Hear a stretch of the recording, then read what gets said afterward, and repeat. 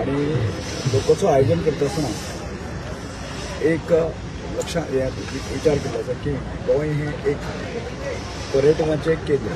म्हणजे जागतीक लेवलाचेर तशेंच देश पातळीचेर जे आसा ती पर्यटन स्थळाचेर एक वेगळी वळख जी आसा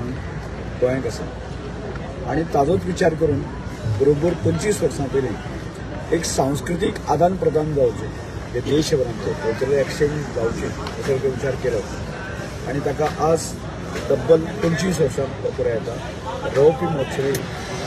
लोकोत्सवाचें हें वर्स आसा आणि त्या निमित्तान सगळे तयारी फाटले साधारणचे म्हयनेभर चालू आशिल्ली आणि आज अंतीम टप्प्याक पावत आसा ते फाल्यां आमचो लोकोत्सव सोहळ्याचेर ताचें उद्घाटन जातलें आणि आज ताज्या जे सायडीचे बाकी सगळें कितें चल्लां ते फायनल टच तो दिलो वता त्या सगळ्या हांव डायरेक्टर आनी बाकी सगळ्या सांगली आनी लागीं लागीं पूर्ण सायट जो आसा तो पयला तो रेडी जाल्लो आसा ह्याच रातभर लागतलें फिनिशींग